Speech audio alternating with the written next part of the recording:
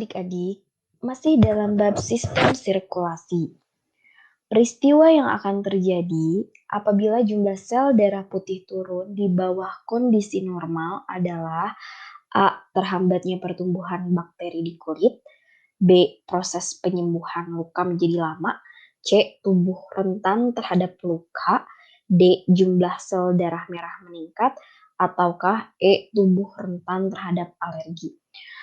Nah, untuk menjawabnya kita harus terlebih dahulu tahu fungsi dari sel darah putih ya.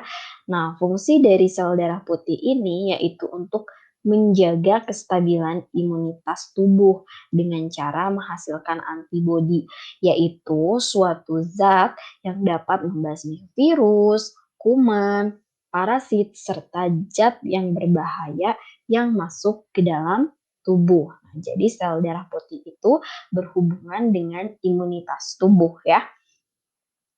Nah, lalu apa yang terjadi jika seseorang kekurangan sel darah putih?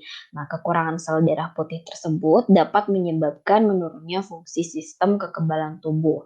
Ketika seseorang sistem kekebalan tubuhnya menurun, maka dia akan lebih sering terkena penyakit, terutama yang disebabkan oleh bakteri dan juga virus. Yang kedua adalah mudah terserang infeksi. Nah, bukan hanya dia akan lebih mudah terserang penyakit, tapi juga akan memperlambat proses penyembuhan penyakit tersebut.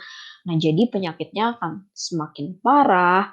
Nah, ketika penyakit semakin parah, maka bakteri dan kuman akan berkembang dengan sangat ganas dan disitulah dapat terjadi infeksi. Lalu yang ketiga adalah kanker darah. Nah, selama ini yang lebih sering dikenal di masyarakat adalah kanker darah leukemia ya, yang disebabkan oleh kelebihan leukosit atau sel darah putih. Nah, tetapi ternyata kekurangan sel darah putih juga dapat menyebabkan kanker darah yang disebut dengan leukopenia. Nah, yang keempat adalah tifus ya. Jadi berkurangnya sel darah putih itu tadi membuat daya tahan tubuh menjadi turun.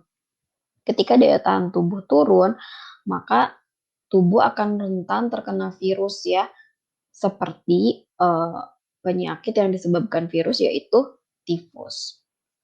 Nah, setelah mengetahui fungsi dari leukosit atau sel darah putih dan juga apa yang terjadi jika sel darah putihnya kurang, maka kita sudah dapat ya menjawab pertanyaan ini.